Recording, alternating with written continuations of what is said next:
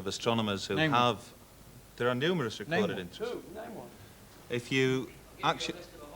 Thank you. I can't, like you, I can't name off the top of my head, but I think if you look through numerous periodicals and magazines, you'll find that's the case. Like which magazine? Name a magazine. I'll name above top secret, and there's about at least... I mean, Sky and Telescope, 7, 8, 9.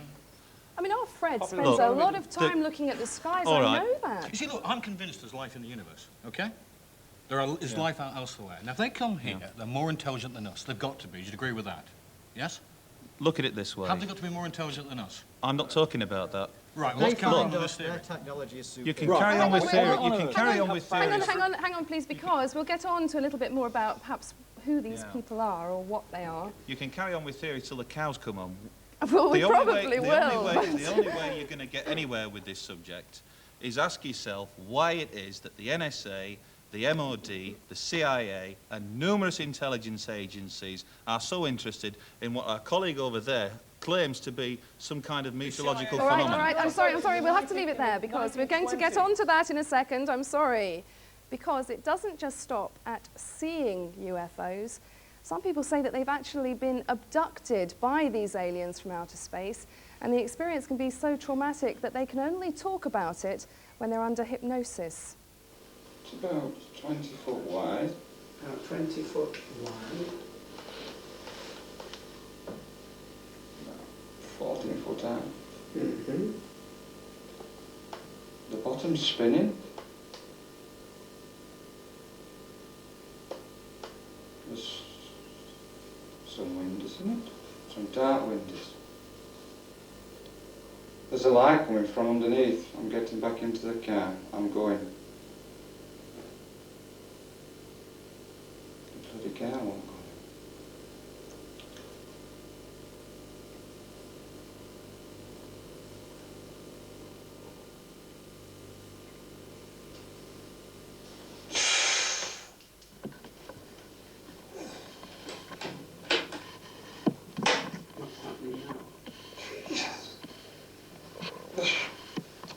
There's a light. Shining light.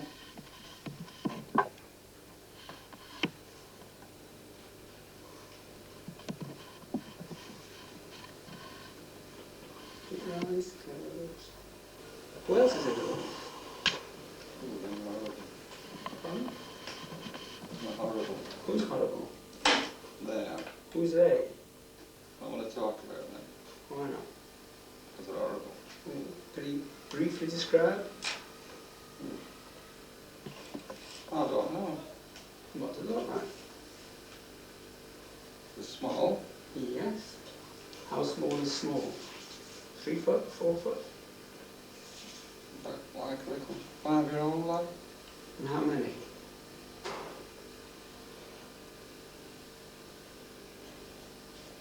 About 8. 8 of them. Well, that's the extraordinary story of Alan Godfrey, who joins us now. I'm pleased to say you're looking a lot better. Now, one of the things that intrigues me about this is that you're a former policeman as well. It seems to be a bit of a hazard of the job. Yeah, like Tony, I was out in a police car one night and 6 of my colleagues had seen this UFO buzzing around the Tomodon Valley. And I actually came across it blocking the main trunk road through Tomodon. Now, you couldn't remember very much about it, presumably, and that's why you agreed to go into that hypnosis. I remember the incident very well. As you know, the UFO existed. I was only 25 yards off it. I mean, it was completely blocking the main road. What made you want to go under hypnosis to find out more about it, then? Well, I didn't go under hypnosis for about 12 months after the event. That's a long time afterwards. I mean, did you see any films or read any books about science fiction or anything in that time? I mean, maybe it was...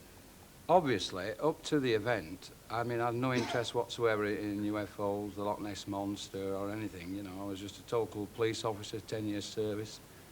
And when you come across something like this, and the reaction within the job and from the Ministry of Defence and their investigations that I had to go under, obviously I became interested in what I'd actually seen. Right. And when I found out through investigative work by other people that I had actually had a time lapse, and I was asked to do under hypnotic regression, which incidentally was done by the police surgeon, and it was done under proper medical...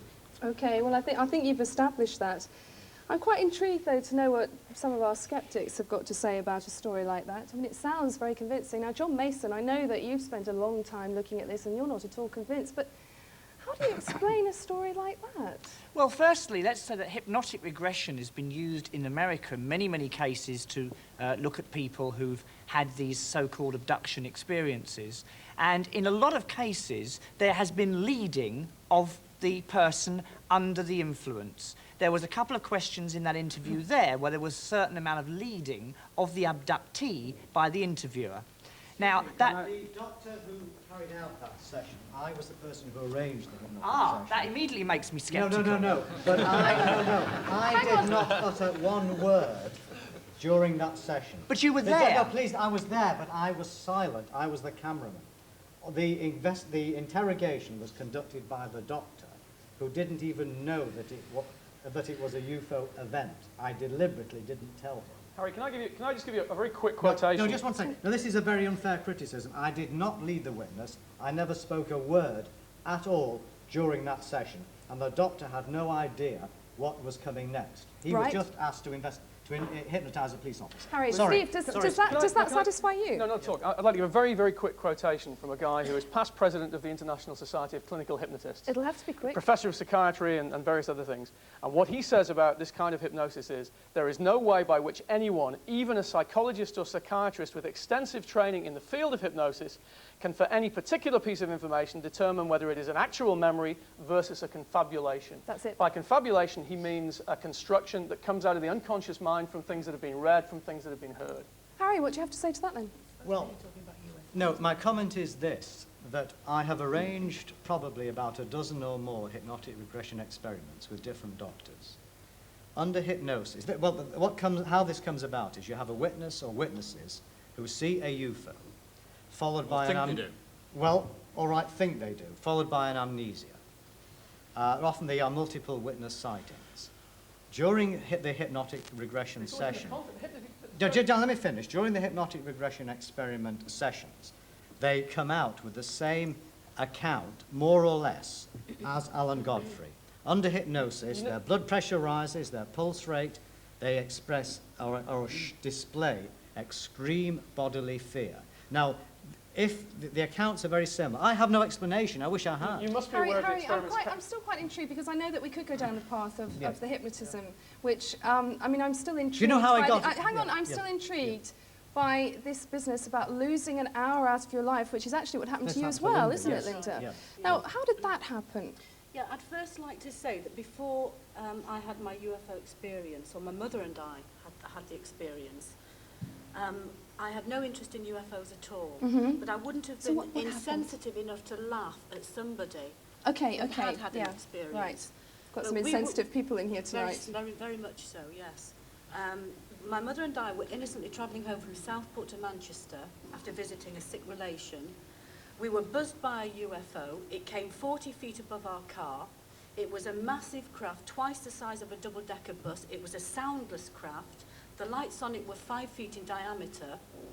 It slowed my car down from 66 miles an hour down to 4 miles an hour, and my car was literally bumping off the road. All the electrics were interfered with, and the engine was interfered with. We were stopped on the Queen's Highway. We were interfered with on that road by a craft of unknown origin. It's just fascinating. And how much time did you lose exactly? We lost 55 minutes out of our lives, and I've been under hypnosis 5 times. Because you want to find out what happened. Yes, I do. But I want to find out where the craft came from. It was not from this earth. Tell me how seriously that was taken. I know you tried to find out from the MOD if they knew any more about it. Yes, I wrote to the MOD on several occasions. I was ignored for a long, long time, and then I got a very silly, stupid letter back saying that they agreed that some UFOs. Hang on, we don't need to see. We don't need to see the letter, Harry. But they actually told you to go and see a doctor, didn't they? The second letter I got, the first letter I got, they advised me, my mother and I, to go and see a doctor if we were upset about it. Which you were obviously very upset about the letter as well. Well, in fact, we do have someone here tonight who has spent many years working for the Ministry of Defence, Ralph Noyes. Now, what about treating a case like that? Well, I'm extremely sorry to hear that Linda had a silly and stupid letter. But what would you expect a government department to do about a story which is told like that? if I may speak personally, I haven't got the least doubt that what happened to Linda and what happened to Alan is paralleled by hundreds of cases worldwide, which I think are very well evidenced. I thought it was very nice of the brave lady back there to report her sighting that orange globe. I understand what the gentleman at the back was saying.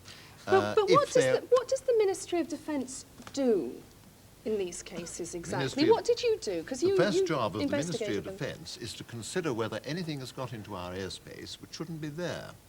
Well, it sounds as if it has. Well, it never has in any solid form that we ever traced.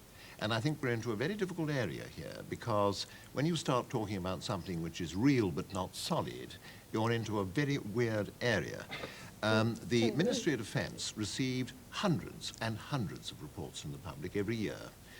In tricky years, meaning when things seem to be going on, we used to get 700 or 800 reports, sometimes 200 or 300. But do they take it seriously enough? Every single time. But hang on, but do they take it seriously enough, do you think? May I respond to Linda? May I respond to Harry? The United States Air Force ordered to fire live rockets at a UFO which had intruded into UK airspace. Okay, we're short of time to go into another story, but hang on. to deal with Linda's story. Sorry, Rob. The concern of the Ministry of Defence can only be, it is a Defence Department, has anything got into our airspace which shouldn't be there, which has got past our radar system, which might do damage. We never encountered anything which persisted for more than a short time. I'm sorry. And I'm going to have to stop you. I'm terribly sorry to interrupt, but thank you very much for filling us in on that, because we are nearly out of time. But I wonder if we have been taking it seriously enough. You might remember at the start of the programme, we showed you a picture and asked if anyone has seen that UFO over North Manchester and East Lancashire. Well, more than 100 people called to say that they had. Thanks for phoning us, but I'm afraid you didn't. It was, in fact, this canteen saucer. I'm sorry about that. We couldn't resist it. Why you did not include Professor Milton Torres, the one pilot who... That's I'm it. sorry to say it's over. That's it. I'm sorry. We're going to say good night. Good night. Very good night. See you next week.